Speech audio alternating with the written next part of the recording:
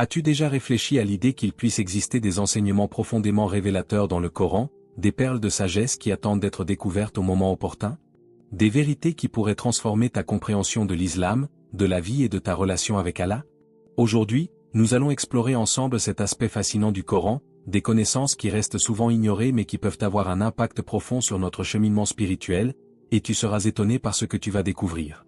Prépare-toi, car ces révélations pourraient profondément transformer ta perspective. Mais attention, ce n'est pas toujours ce à quoi tu t'attends. Certains enseignements sont tellement profonds qu'ils peuvent nous amener à réexaminer notre foi sous un angle nouveau. Et le premier va déjà t'étonner. Un verset mystérieux sur la création de l'univers. C'est fascinant, n'est-ce pas? Ce verset du Coran, sourate 21h30, est souvent cité par de nombreux chercheurs pour souligner une étonnante correspondance entre la vision islamique de la création de l'univers et certaines théories scientifiques modernes. Le verset parle d'un nubza ou d'une masse compacte, suivie d'une séparation. Si l'on s'attarde sur cette description, on peut voir des parallèles avec les modèles scientifiques actuels qui évoquent l'origine de l'univers à travers un événement similaire à ce que l'on appelle le Big Bang, survenu il y a environ 13,8 milliards d'années. Bien que le terme Big Bang ne désigne pas une explosion au sens traditionnel, il fait référence à l'idée d'un point de départ extrêmement dense et chaud, qui a ensuite conduit à l'expansion de l'univers. Mais au-delà de cette comparaison scientifique, la beauté de ce verset réside dans son invitation à la réflexion spirituelle et philosophique. L'univers, dans sa forme actuelle, n'a pas toujours existé. Il a été un tout compact avant d'être séparé. Ce concept de séparation nous pousse à une réflexion plus profonde, non seulement sur la matière, mais aussi sur la nature de l'existence, de la création et de la réalité. Ce verset nous invite à méditer sur des questions profondes que la science, malgré ses avancées, ne peut pas encore résoudre entièrement. Alors, que penses-tu de ce mystère ancien qui semble défier les lois du temps? Cette référence coranique à la création de l'univers pourrait-elle être perçue comme une sagesse intemporelle, qui, bien avant l'avènement des télescopes et de l'astronomie moderne, offrait déjà une compréhension profonde des origines de l'univers? Le mystère du Nour d'Allah. Le concept du Nour d'Allah, cette lumière divine, est une notion fascinante et profondément spirituelle. Dans la sourate 24h35, Allah ne se contente pas de dire qu'il est la lumière des cieux et de la terre, mais il décrit une lumière transcendante, quelque chose qui dépasse les phénomènes physiques que nous connaissons. Cette lumière n'est pas seulement une lumière visible, mais une lumière qui éclaire le cœur et l'âme humaine. Elle guide dans l'obscurité de l'existence, purifie et élève. Il ne s'agit pas d'une lumière que l'on peut voir avec les yeux, mais plutôt d'une lumière intérieure que l'on perçoit avec l'âme. Ce Nour représente une présence spirituelle profonde et bienfaisante. Elle est souvent décrite comme une énergie divine, une source d'illumination intérieure qui permet à ceux qui la recherchent sincèrement de trouver leur chemin. En y réfléchissant, chaque aspect de l'univers visible est éclairé par une lumière physique. Mais Allah nous parle ici d'une lumière infinie, subtile et intérieure, qui pénètre dans le cœur humain, le transforme et le purifie. C'est cette lumière qui dissipe les ténèbres de l'ignorance et de l'égarement. Imagine un instant si chaque être humain pouvait vraiment saisir cette lumière et lui permettre de pénétrer son cœur. Cela ne changerait-il pas notre manière de percevoir le monde et d'interagir avec les autres? Si nous étions guidés par cette lumière divine, notre perception de la vie et nos relations seraient sans doute radicalement transformées. Peut-être que la paix intérieure et la sagesse viendraient naturellement. Ce Nour pourrait bien être la clé pour comprendre la véritable essence de notre existence. Cette lumière divine, symbolique de la guidance, de la pureté et de la sagesse, serait-elle la réponse aux questions les plus profondes de l'humanité? Si nous laissions cette lumière éclairer notre chemin, comment nos actions, nos pensées et nos interactions changeraient-elles? Ce verset du Coran nous invite non seulement à réfléchir à cette lumière, mais aussi à la rechercher dans notre vie quotidienne. En cherchant à refléter cette lumière dans nos actions et notre conduite, peut-être découvririons-nous une existence plus riche, pleine de sérénité et de vérité. La mention des océans et des montagnes. L'interprétation des montagnes et des océans dans le Coran va bien au-delà de leur simple présence géographique. Dans sourate 16h15, Allah parle des montagnes comme des piquets qui maintiennent l'équilibre de la terre. Cette métaphore suggère un rôle essentiel des montagnes. Elles ne sont pas de simples formations naturelles, mais elles jouent un rôle fondamental dans la stabilisation de la planète. En effet, les montagnes, grâce à leur masse et leur structure, contribuent à réduire les tremblements de terre et à stabiliser la croûte terrestre. Ce phénomène, que la science moderne relie à la tectonique des plaques, a été mentionné dans le Coran bien avant que les chercheurs ne le confirment.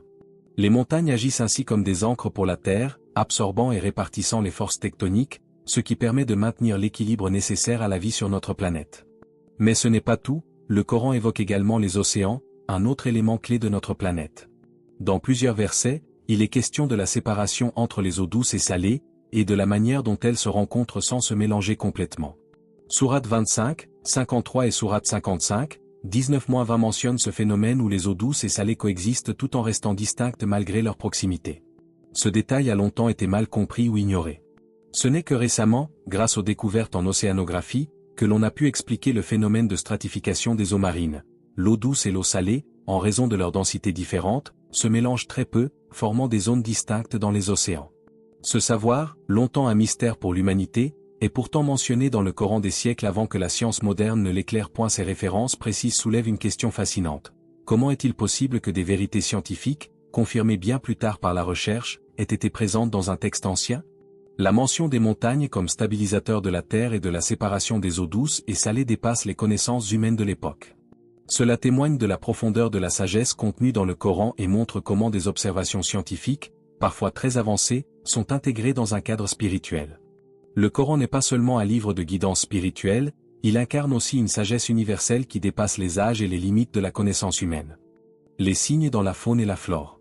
Le verset 16h8 du Coran qui mentionne les abeilles est un exemple fascinant de la manière dont le Coran semble décrire des phénomènes naturels avec une précision qui dépasse l'époque à laquelle il a été révélé. Allah nous parle des abeilles et de la voie inspirée qu'elles suivent, une guidance divine qui les guide dans leur mission au sein du grand cycle de la nature. À première vue, ce verset peut sembler être une simple observation, mais en y réfléchissant de plus près, il semble révéler une compréhension profonde du monde naturel. À l'époque de la révélation du Coran, l'humanité ne connaissait pas encore le rôle fondamental des abeilles dans l'écosystème. Elles sont des pollinisateurs essentiels pour la reproduction de nombreuses plantes, y compris celles qui nourrissent l'humanité. Le fait que les abeilles soient guidées dans leur travail de pollinisation est une image puissante. Elles accomplissent ce rôle vital sans enseignement humain, suivant un instinct naturel précis. Aujourd'hui, avec nos connaissances scientifiques modernes, nous comprenons que cette voie inspirée est en réalité un instinct biologique profondément enraciné, une aptitude que les abeilles ont développée au fil de l'évolution pour assurer leur survie et celle des plantes. Mais ce verset va au-delà de l'aspect biologique. Il nous invite à réfléchir sur l'harmonie et l'ordre divin qui régissent toute la nature. Chaque créature, des plus petites aux plus grandes, semble avoir un rôle spécifique à jouer dans l'équilibre de l'univers. Les abeilles, par exemple, ne sont pas simplement des insectes produisant du miel, mais elles sont aussi des signes visibles de l'ordre divin qui structure l'ensemble de la création. Elles incarnent l'idée que chaque forme de vie, aussi petite soit-elle, suit une voie guidée par une sagesse infinie. Il est également intéressant de noter que ce n'est pas un verset isolé. Le Coran regorge de références à la faune et à la flore, des oiseaux aux poissons, des arbres aux plantes, en passant par les fourmis. Comme les abeilles, ces créatures semblent suivre un ordre divin parfait. Cela nous amène à réfléchir sur notre propre place dans ce grand système naturel, souvent sans en être pleinement conscient.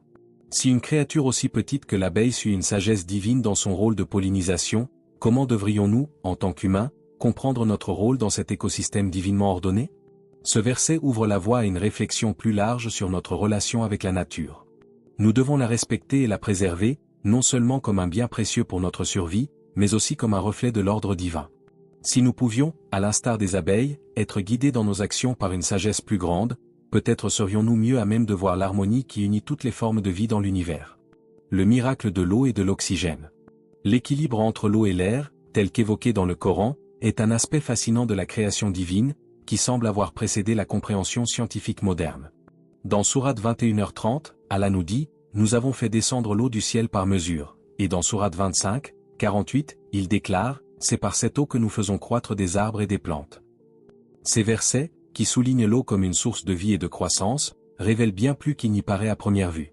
L'un des aspects les plus remarquables de ces versets réside dans l'implication implicite de l'équilibre entre l'eau, l'air, et les processus biologiques vitaux, notamment la photosynthèse. Les plantes, grâce à l'eau qu'elles absorbent et à la lumière du soleil, produisent de l'oxygène, un gaz essentiel à la respiration des êtres vivants, y compris des humains. Ce processus complexe, qui lie étroitement l'eau et l'oxygène dans un équilibre parfait, n'était pas bien compris avant les découvertes scientifiques récentes. Cependant, le Coran évoque cette relation vitale entre l'eau, l'air et la vie sur Terre bien avant que la science moderne en révèle la complexité. Ce que ces versets semblent aussi suggérer, c'est que l'eau n'est pas simplement un élément à notre disposition, mais une ressource divine, mesurée et contrôlée par Allah. L'eau, souvent décrite comme descendue par mesure, n'est pas une pluie aléatoire, mais fait partie d'un système parfaitement orchestré où chaque goutte a une fonction précise. Cela met en lumière la sagesse infinie d'Allah qui régit l'équilibre de la nature, l'eau permet à la vie de croître, et l'oxygène, produit par la photosynthèse, permet à cette vie de respirer. Mais il y a encore plus. Si nous examinons de plus près l'aspect de l'eau du ciel mentionné dans le Coran, il est important de prendre en compte l'importance de l'eau douce, qui est précieuse par rapport à l'eau salée des océans. Le cycle hydrologique avec la pluie, les rivières, les lacs et les nappes phréatiques créent un équilibre délicat, soutenant des écosystèmes complexes. De plus, l'eau est aussi un moyen de purification spirituelle dans de nombreuses traditions islamiques, renforçant l'idée que cet élément n'est pas simplement un liquide, mais une ressource sacrée qui mérite notre respect. En parlant de l'eau de cette manière, le Coran ne se contente pas de décrire un phénomène naturel, il met en lumière une vérité plus profonde sur l'ordre parfait et divin de l'univers. Cela nous appelle à réfléchir non seulement à l'interconnexion des éléments naturels, mais aussi à notre responsabilité envers cette précieuse ressource. L'équilibre entre l'eau, l'air et la vie nous rappelle que la création divine, dans toute sa complexité, fonctionne selon des lois que l'humanité peine encore à comprendre dans leur totalité, mais qui, grâce à la science, commencent lentement à se dévoiler. Cela nous pousse à nous interroger, si un tel équilibre existe entre l'eau et l'oxygène, qu'en est-il de notre propre équilibre spirituel et physique en tant qu'être humain? Toutes ces révélations sont là, cachées dans le Coran, des vérités spirituelles et scientifiques qui attendent d'être découvertes. Ces mystères, souvent ignorés, sont un rappel que notre compréhension de la réalité est limitée. Même les plus petites choses de l'univers, comme l'eau, les abeilles ou les montagnes, ont une signification profonde. Chaque verset, chaque mot, a été révélé par la sagesse infinie d'Allah. Alors, la prochaine fois que tu ouvres le Coran, souviens-toi que tu n'es pas simplement en train de lire des paroles anciennes, mais un livre qui renferme des vérités intemporelles. Les secrets divins n'attendent qu'à être découverts, et tout cela est lié à notre relation avec lui. La question est, seras-tu prêt à voir au-delà de l'évidence et à découvrir les mystères qui nous entourent? Si cette vidéo t'a inspiré, pense à t'abonner et à partager avec ceux qui sont en quête de comprendre les vérités profondes cachées dans le Coran. Que la paix et les bénédictions d'Allah soient sur toi, et que tu trouves toujours la lumière dans tes recherches.